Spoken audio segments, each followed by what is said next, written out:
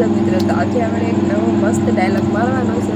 મારા ઘરવાળો જેને લઈને ગયો છે એના માટે એની કોમેન્ટ આવી હતી મારામાં. કે વિડીયોમાં એવી નથી ખબર, પણ એક વિડીયોમાં આવી હતી. મેં છે ને મારા કલ્પેશના પહેલાંના જે ફોટા હતા ને મેરેજ ટાઈમના, એ મેં ફોટા વિડીયો મૂક્યો હતો, એમ પોસ્ટ મૂક્યું હતું. હવે એમાં એને કોમેન્ટ કરી એટલે એની એવી કોમેન્ટ કરી કે તું શું કામ કલ્પેશના ફોટા મૂકશે, તો તું કલ્પેશને હમણાં લઈને ભાગીશ. મેં એના સાથે 8 વર્ષ કાઢ્યા. કેટલા? 8 વર્ષ. તો તું એટલું તો વિચાર કે તું કોમેન્ટમાં બોલી શકે છે, તો રૂબરૂમાં મને મળી લે. હું તને એમ કેમ મેં તને રૂબરૂ મળવા આવી હતી ને, તો તું મને રૂબરૂ મળવા આવ તો હું તને કેમ કે આ હું સીઝ તને ખબર જ છે કે આના સામે જવાય નહીં. જોઈએ તો વાહા સાફ થઈ જાય તારા કલ્પેશના બેયના. સમજી ગઈ? એટલે તું પછી મને એમ કે કોમેન્ટમાં એમ તે કીધું કે તું શું કામ મૂકેશ કલ્પેશના વિડીયો ફોટા એમ. હે તું માંડવામાં જ્યારે કલ્પેશ જાન લઈને આવ્યો ત્યારે તું બેઠવા આવી હતી ને, ત્યારે તો શું કહેવાય વરબેડું લઈને, એથી વરબેડું લઈને માથે વર પણવા આવે ત્યારે એ લઈને ઊભી ગઈ હતી. ત્યાં તો તું હાડી બની ગઈ હતી. ફુવા થા ને, હું તારી હોતો ફૂઈ થા. તો તું અત્યારે કોના ભેગી છે? ફુવા ભેગી. એટલે ફુવા એ રહી ને તે ફુવાને લઈને ભાગી ગઈ ને. ફુવાને લઈને ગઈ તો તને શરમ ન લઈ ગઈ ને પાછી બને કે તું કલ્પેશના ફોટા હું કહું કેસ વિડીયો હું કહું. મારો ઘરવાળો છે એના 1 વખત નહીં 2 વખત નહીં 3 વખત 17 ફેરીના વિડીયો મૂકી, ફોટા મૂકી, બધી વસ્તુ કરી. ત્યારે થાય એ મારું ઉખાડ લઈને હું તને ખુલ્લામાં સેલ જ આપીશ. તો તું મને કહેતી હોય ને તો તું ઉનામાં આવીને મને ગમે ત્યાં ગોતી લે. હું ઉનામાં જ રમીશ અને ઉનામાં તું ગમે ત્યાં આવી જા એટલે મને ગોતી લે. તારા તેવડ હોય તો તું આવી જા, હું તો તારી વાટ જ છું. ને હું તો ત્યાં તને જો રૂબરૂ મળવા આવી ને તો તારા હાલવા નહીં રહેવા દો. એ તને ખબર છે ને? ખબર છે ને તને 2 વખત મેં મારી હતી. 1 વખત તે મારા ઉપર કેસ કર્યો હતો તો તને પોલીસે શું કીધું હતું ખબર છે? સાંભળ્યું હતું ને? તારે જુનાગઢના પોલીસ સ્ટેશનમાં તને શું કીધું હતું કે આને આમ ન મરાય, આને મારી નખાય. સાંભળ્યું હતું ને? ત્યારે તું ખોલકામાં ઘડીને બેઠી ગઈ હતી. યાદ રાખજો, આ તારી ફૂઈ છે, તારો દુશ્મન બનીને બેઠી છે. પહેલાં હતી ને તો તારો ફૂઈ તને સપોર્ટ કરતી. અત્યારે તે જે મારા ઉપર દગો કર્યો છે ને, એ જ દગો હું તારા ઉપર કરું ને તો તું મને યાદ રાખી લેજે કે આ કોક હતી મારા ઉપર. એમ કે તારા ઘરના કાંઈ નથી બોલતા. હા, જો એ જગ્યાએ હું હોય ને તો તને હોય નાખી ગોતીને ફાડ નાખું. મારામાં આટલી તાકાત છે. ને બીજી વાત હું તને હજી પણ કેમ કે તું કલ્પેશ ભેગી રે ના રે કાંઈ મારે લેવા દેવા નથી. તું એના ભેગી જે કરી મારે કાંઈ લેવા દેવા નથી. તેવડ હોય ને તો તું તારા કોર્ટમાં આવજે. તું મને વિડીયોમાં અને કોમેન્ટમાં બધા કહેશ ને કે તું આમ કર નાખ તેમ કર ને. પાછી તો કોમેન્ટ કરીને મિત્રો કોમેન્ટ કરીને નીકળી પણ જાય હો બારોબાર. કોમેન્ટ કાઢી નાખે એની હું કહે હિટ કેમ કાંક કરે. મને તો એટલું બધું ખ્યાલ ન આવે એમાં, કેમ કે આપણે ઇન્સ્ટાગ્રામ હમણાં જ ખોલ્યું એટલે કંઈ એટલું બધું ખ્યાલ નથી. એટલે તને કહું ભળવી રાન, તું છે ને કોમેન્ટમાં જ બોલજો. રૂબરૂ આવ, કોઈ મુલાકાત કરા તારી ફૂઈની કે ફુવારે કેમ તું જિંદગી જીવીશ તો ખબર તો પડે થોડીક. આમ કે ફુવા એટલે કે બાપ સમાન કહેવાય તારો. સમજ, તારા માટે સારું છે, બાકી અમારા માટે તો મોજ જ છે. ભલે જિંદગી થોડીક ડિફરન્ટ હોય મિત્રો, પણ મેં જીવવાનું નથી ભૂલી ગઈ. કારણ કે મેં મારી છોકરી માટે બધું જ કરું, કામ કરું, મહેનત કરું, બધું કરું જે મારી મહેનત થઈ. અત્યારે તો પગ પણ એક રહી ગયો, પેલું શું કહેવાય એવું થઈ ગયું છે કે પગમાં, આમ જમણા પગમાં. એટલે બહુ કામ પણ નથી કરી શકતી મિત્રો. એમાંય પાછી અત્યારે હમણાં તો થોડાક દિવસ 10-15 દિવસ થઈ ગયા મારા કાંઈ વિડીયો નથી આવતા. એનું કારણ હતું કે મારો પગ રહી ગયો હતો, એટલે હું હોસ્પિટલ હતી થોડાક સમય. એટલે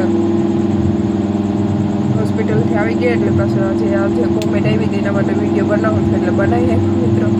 બાય મિત્રો. તો આ વિડીયો પહોંચાડી છે રાત સુધી. ગાડું તો બોલું છે હવે, ભગવાન કરે કે જલ્દી એને સમજ પડે. અને હું તો એટલું જ તને કહું કે તું મારા સામે આવ, એકવાર મુલાકાત કર લે મારા સામે. જો સમાધાન થવાનું હોય તો થઈ જાય, બાકી આપણે તો થાય તો ઠીક, બાકી જય રામા પીર. કેમ કે હવે રામા પીરના ભગત છે, મોગલની દયા હોય માથે, પછી તારા જેવી એને તો 15ને લીપટાવી દઈએ. ખબર છે ને તને કે હું શું વસ્તુ છે? હું 15 જણાને મારું ને તને એકને મારી નાખું, ભલે 2 વર્ષની મારી જેલ ભોગવવી પડે, મને મંજૂર છે, પણ તને મારી નાખું એ ફાઇનલી છે. કેમ કે તે મારી દીકરીનું બાપ છીનવી લીધો, મારી દીકરીને લાઈફ ખરાબ કરી નાખી. મારી 15 દિવસની દીકરી નથી ને તું મારા ધણીને લઈને ગઈ. ભાઈઓ તો ગમે ત્યાં રખડે, ગમે ત્યાં મોઢા મારે આમ કેમ તેમ કરે, સમજી? પણ તું સમજવું જોઈએ છે તારે થોડું કે આ વ્યક્તિ મારું શું થાય છે એમ. એ તારો ફુવા થતો હતો ને પહેલાં તે જે કાંડ કર્યા ને એ મારે નથી કહેવા. કદાચ ને હું કહે ને તો તારો આખો પરિવાર છે ને મારો વિડીયો બધા શેર કરશે કે આવું બોલી તેવું બોલે એમ. ને તારા પરિવાર સાથે પણ મારે કાંઈ નથી લેવા દેવા. તારો પરિવાર પણ જે હોય એ લોકોએ મારું બહુ સારું કર્યું તારા પરિવારોએ, એટલે હું એને કોઈ દિવસ કંઈ કહેતી પણ નથી અને કંઈ કહેવું પણ નથી. પણ જે દિવસે તું મારા સામે મળી એ દિવસે હું ભૂલી જાય કે તું મારા ભાઈની છોકરી છે એમ. એ તને હું ખુલ્લું કહી દઉં છું. હું તને ખુલ્લું મેં એકવાર કહેલું પણ છે, પોલીસ સ્ટેશનમાં જાહેર કહેલું છે કે જે દિવસે તું મારા સામે એવી એ દિવસે હું તને મારી જ નાખી, તને નક્કી જ કહી દઈશ. કેમ કે અત્યારે જો બળાત્કારના કેસમાં કોઈને નથી ઓલું કરતા, તો એટલું તું યાદ રાખજો કે તે મારી દીકરીનો માથેથી સાયડો છીનવી લીધો. મેં તો મારા છે ને, મેં મારા પપ્પા મરી ગયા ને ત્યારે હું 3 વર્ષની હતી. ત્યારના મારા પપ્પા ડેડ થઈ ગયા. તો મારા મમ્મીને કેમ કરી મોટા કર્યા છે ને મને જ ખબર છે. કેમ કે હું જ્યારે 4 વર્ષથી 5 વર્ષની થઈ ને ત્યાં લગન મમ્મીએ સાથે રાખી. પછી જ્યારે પહેલા ધોરણમાં ગઈ ને એવી જ મારા મમ્મીએ મને હોસ્ટેલમાં રાખી દીધી.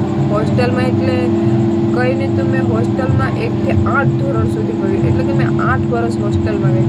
મને નથી ખબર કે પપ્પાનો પ્રેમ શું હતો કે મમ્મીનો પ્રેમ શું હતો. હોસ્ટેલમાંથી ભણીને એવી કામે લાગી ગઈ, કામે જતી, પાણા ઉપાડવા, પેલા કે સ્લેબમાં એવું કામ મેં કરેલું છે. એટલે મેં દુઃખ ભોગવેલું છે. મને તો બધું મહેનત કરતાંય આવડે છે. એટલે તું એ ચિંતા કરમાં મારી, અને હા તું તારું પોઝિશન રાખી લેજે.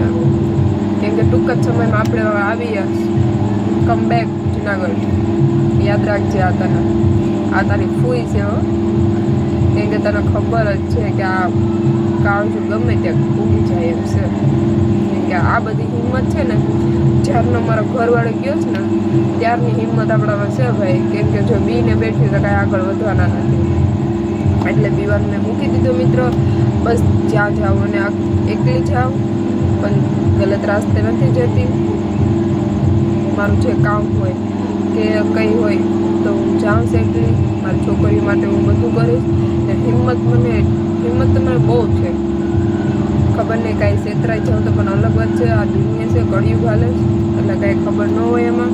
પણ મારા માથે તો મા મોગલનો, રામાપીરનો, મા કુળદેવી સામુંડાનો હાથ છે. એટલે કાંઈ હું તો કાંઈ બીતી જ નથી. જે થવું હોય થાય.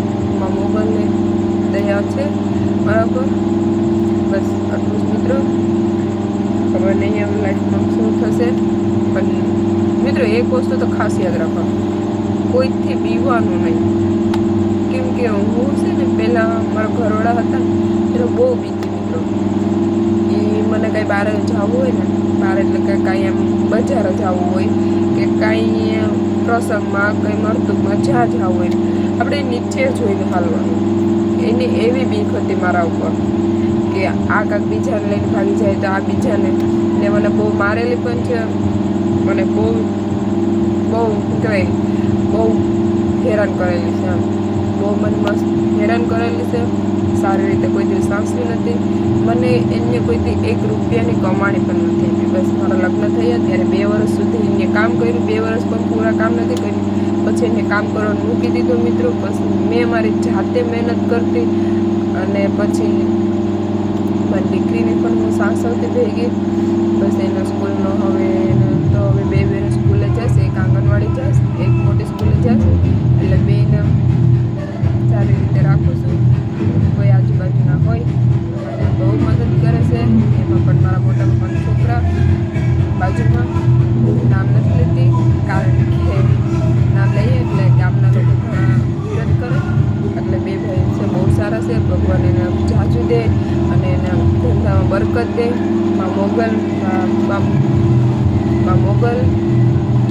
મારી માં ચામુંડા અને મારો 12-20 ધણી એને જાજુ આપે, એને 100 વર્ષના કરે અને એના દીકરાઓને અને એના મા બાપને પણ બહુ સારી રીતે રાખે. બસ મારી માં એટલી જ પ્રાર્થના છે.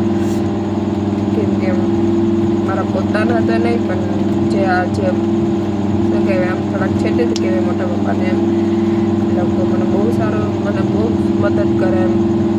મને પૈસામાંય મદદ કરે, મને કંઈ ખાવા પીવાનું ન હોય તો પણ મને એ મદદ કરે. અને થેન્ક યુ એ ભાઈઓને બંનેને કે તમે મારી મદદ કરી. ભગવાન તમને 100 વર્ષના કરે. તો ભાઈ તું પણ જો આ વિડીયો જોતા હોય તો હું આ બે લાઈન તમારા માટે. કાલે છે અષાઢી બીજ, તો તમને મારી મોગલ ને 12-20 ધણી માં કુળદેવી ચામુંડા તને હરપલ ખુશ રાખ્યા અને તારી જાજુ આવ્યું બધાય ખમ્મા મારા વીરા.